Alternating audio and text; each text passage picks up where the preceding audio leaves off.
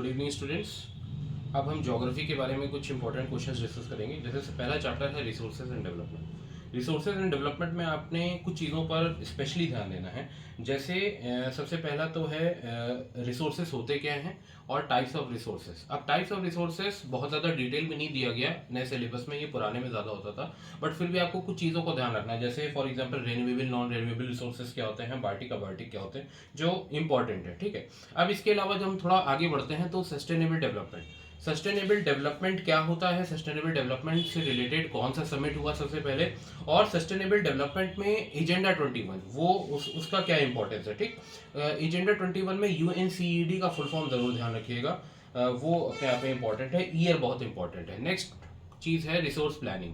अब resource planning के steps क्या क्या थे, यानी कि वो कौन कौन से स्टेप्स हैं जिनको अडॉप्ट किया गया रिसोर्स प्लानिंग में।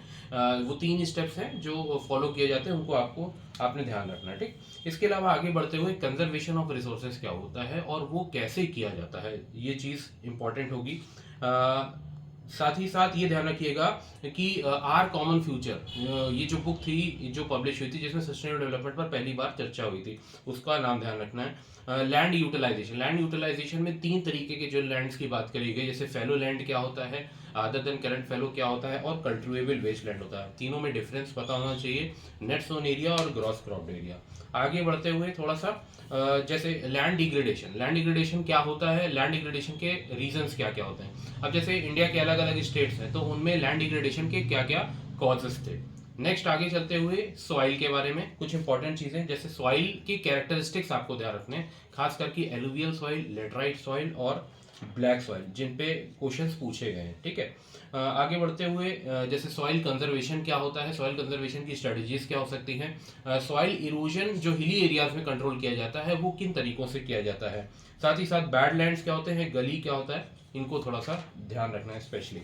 आगे चलते हैं, नेक्स्ट चैप्टर है हमारा forest and wild life resources. Forest and wild life resources में ज्यादातर पोर्शन तो कटा हुआ है, लेकिन कुछ चीजें आपको ध्यान रखनी है, जैसे हैबिटेट डिस्ट्रक्शन, हंटिंग, पोचिंग वगैरह, इन सब चीज़ों की वजह से वाइल्ड लाइफ काफ़ी लॉस हुई। ठीक है ना, तो उन पॉइंट्स को ध्यान रखना है। कंजर्वेशन कैसे करेंगे, कंजर्वेशन में रिजर्व, प्रोटेक्टेड और अनक्लास्ड फॉरेस्ट, इनका डिफरेंस अपने आप में बहुत इंपॉर्टेंट माना जाता है। ठीक है, आगे बढ़ते हुए कम्युनिटी इन कंजर्वेशन में, यानी कि किस तरीके से हम लोग कंजर्वेशन करने की बात करते हैं कम्युनिटी को साथ लेकर के, जिसमें कि बीज बचाओ आंदोलन, चिपको मूवमेंट, जॉइंट फॉरेस्ट मैनेजमेंट, वो कहाँ आया था सबसे पहले, उसकी क्या इंपॉर्टेंस है। इसके अलावा अलवर डिस्ट्रिक्ट ऑफ राजस्थान का जो एग्जाम्पल दिया गया है सोनचुरी वाला, तो वो आपको ध्यान रखना है, क्योंकि यहाँ पर एक क्वेश्चन पूछा जा सकता है ये पूछते हुए कि गिव 2 एग्जाम्पल्स करके, है ना, कि किस तरीके से कम्युनिटी का कंजर्वेशन करवाया जा रहा है। वाटर रिसोर्सेज में आपको स्टूडेंट्स कुछ चीज़ें ध्यान रखनी है, जैसे जो मल्टीपर्पज प्रोजेक्ट्स होते हैं इनके पॉजिटिव और नेगेटिव पॉइंट्स जो अपने आप में बहुत इंपॉर्टेंट है। ठीक है, वाटर स्कार्सिटी के बारे में आई होप आप सभी लोग लिख लेंगे,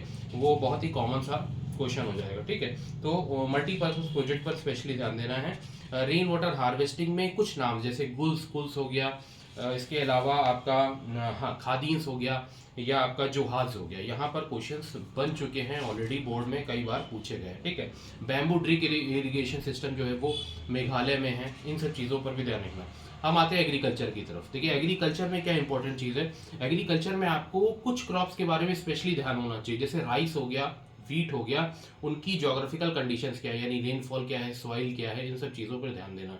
ठीक है, और कुछ इंपॉर्टेंट चीज़ें जैसे primitive subsistence farming, intensive subsistence farming, commercial farming में डिफरेंसेस क्या होते हैं, इनके कैरेक्टरिस्टिक्स आपको एक एक दो याद रखने होंगे। ठीक है, एग्रीकल्चर में आगे बढ़ते हुए तीनों क्रॉपिंग सीजन्स का डिफरेंस पता होना चाहिए आपको विद एग्जाम्पल, वो अपने आप में इंपॉर्टेंट है। आगे बढ़ते हैं, कुछ क्रॉप्स जैसे मैंने आपको पहले ही बता दिया, राइस वीट हो गया, इसके अलावा कुछ और क्रॉप्स भी हैं जैसे मिलेट्स हो गया, इसमें ज्वार बाजरा रागी होता है, और कुछ और क्रॉप्स जैसे जिनको कमर्शियल क्रॉप्स कहते हैं, कौन कौन किसका प्रोड्यूसर है। इसके अलावा आपने मैप में भी आई एम श्योर कि कुछ ना कुछ काम किया होगा, क्योंकि मैप भी बहुत ज़्यादा इंपॉर्टेंट माना जाता है इस चैप्टर में। Last but not the least, इस चैप्टर में लास्ट पार्ट पर बढ़ते हुए जो लास्ट पार्ट दिया हुआ है वो है आपका किस तरीके से हम मतलब क्या क्या स्टेप्स गवर्नमेंट की तरफ से उठाए गए हैं एग्रीकल्चर के एडवांसमेंट में, जिनको इंस्टीट्यूशनल रिफॉर्म्स कहा गया है, तो वो सब चीज़ें भी आपको ध्यान रखनी है। ठीक।